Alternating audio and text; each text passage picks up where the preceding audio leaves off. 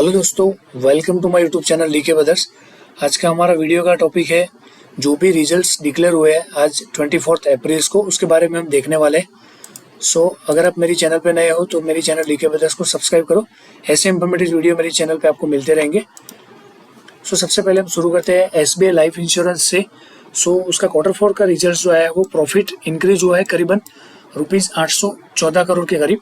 India SBI Life Insurance Company has posted a year-on-year fourth quarter profit on the Thursday amid a slowdown in the groups.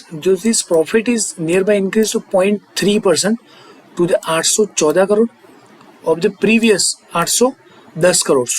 वहाँ से इसका difference जो है वो nominal बोल सकते हैं 0.3% में है, बट टोटल जो प्रॉफिट है वो 814 करोड़ है। इसका रीज़न क्या है कि इसका जो मार्केट में कॉम्पिटिशन है वो कॉम्पिटिशन बहुत ही बढ़ गया हुआ है।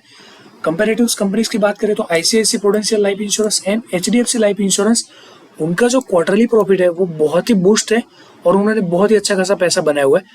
कहीं ना कहीं उनका जो बिजनेस एक्सपेंशन है वो SBI को कहीं पे लॉस दिखाई दे रहा है। SBI life net insurance policy fall under the 5% to the 23,861 crore as a single premium drops nearly 73%, while the first year premium rose about the 7%. SBI के स्टॉक की बात करें तो अभी वो 1600 रुपीज़ पे ट्रेड कर रहा है। आज वो 0.45% पे माइनस गया था। अगर उसकी 12 वीक की हाई देखें तो 1936 रुपीज़ है, लोअर में 1300 रुपीज़ है। कहीं ना कहीं सेंटर में ट्रेड कर रहा है। अच्छा है, आप बोल सकते हैं कि यहाँ पे कहीं नेगेटिव और पॉजिटिव इम्पैक्ट नहीं है, बिकॉज उसका जो last comparison year on year की कंपैरिजन में जो ग्रोथ है वो कहीं ना कहीं अच्छा खासा दिखता दे रहा है। दूसरी बात करें तो Cyient DLM Q4, this is IT giant company.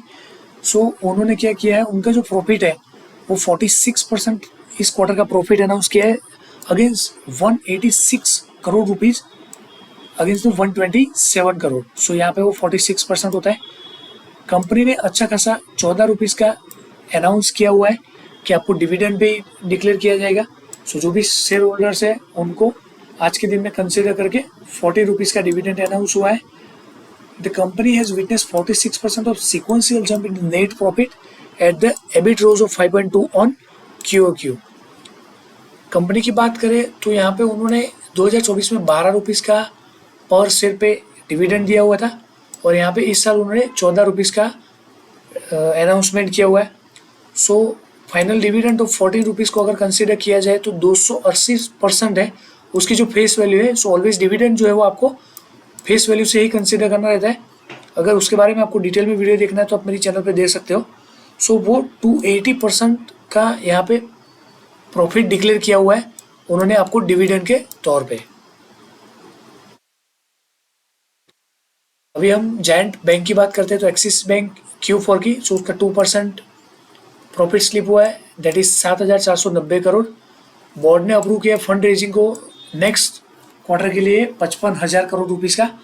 The lenders interest कम हुआ है वो 32,452 करोड़ है, अब 7.35% compare to the previous 30,230 crore rupees.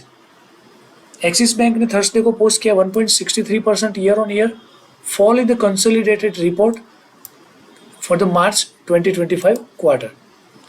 यहाँ पे हम बात करते हैं तो expense climb 7.05% to 28,512 year on year. अभी हम नेस्ले की बात करें तो नेस्ले का जो प्रॉफिट है वो 885 करोड़ रुपीज़ का राइज है और कंपनी ने 10 रुपीज़ का डिविडेंड डिक्लेयर किया हुआ है।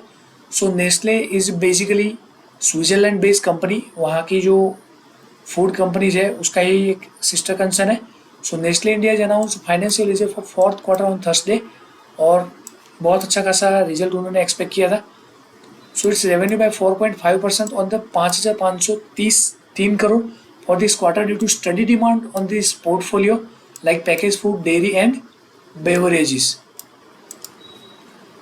The company posted decline of 5.2% of net profit having the stood of 885 crore और यहाँ पे the margin came in the impressive 25.2% दिखाई दे रहा है। अभी बात करते हैं हिंदुस्तान यूनिलीवर की बात करें। इट इज़ FMCG कंपनी और बहुत अच्छा नाम है हिंदुस्तान का। उन्होंने स्लो डाउन किया 4% consolidated profit of 2464 crore in the March 2025 quarter. So fast moving FMCG ने यहाँ पे नेट प्रॉफिट 2464 करोड़ डिक्रीज होता दिखाई दे रहा है। During this quarter company reported underlying volume of 2% with sales growth of 3%। The board meeting में उन्होंने फाइनली 24 रुपीज़ पर शेयर का डिविडेंड अनाउंस किया हुआ है। उसमें से डिविडेंड ऑफ 19 रुपीज़ इंटरिम रहेगा और 10 रुपीज़ स्पेशल रहेगा, जो paid on 21 November 2024। So total amounts 53 rupees पर शेयर यहाँ पे डिक्लेयर किया हुआ है। अभी हम बात करते हैं कि इंपॉर्टेंट न्यूज़ की, जो ओला इलेक्ट्रिक को लेके। सो रेगुलेटरी ने एक और झटका लगाया है कि उसको एक और नोटिस दी है कि due to lack of trade certificates, so homegrown two wheelers manufacturing Ola Electric likely to face the increase government scrutiny with non compliance of motor vehicle rules को। तो ministry of road and transport is preparing a fourth letter. उनको already 3 warning दिया हुआ है, demanding the detail information about the stores across the India, including how many hold valid trade certificate and how many do not reveal that. So ये company ने demand किया हुआ है MORTH ने कि हमको इसका डिटेल्स चाहिए। The ministry of road transport also investigate the discrepancy between Ola's vehicle registration and actual sales figure. So ये कहीं ना कहीं MORTH को डाउट है कि ये एक्चुअल सेल्स, उसका जो स्टोर्स है, उसका जो होल्डिंग्स है, वो कहीं ना कहीं मिसमैच होता दिखाई दे रहा है।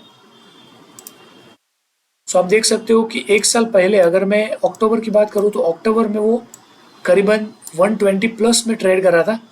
वो इतना डिक्रीज हुआ है, अगेन थोड़ा इंक्रीज हुआ, देन वो अभी आप देख सकते हो 52 रुपीज़, आज का जो कॉस्टिंग है वो 52 रुपीज़ पे ट्रेड करा है। सो कहीं ना कहीं जब गवर्नमेंट कंसर्न्स आते हैं तो कंपनी को मार्केट में जो भी रेपुटेशन है उसकी वजह से कहीं इम्पैक्ट लगता है और वो ट्रेड नीचे की साइड पे करती है।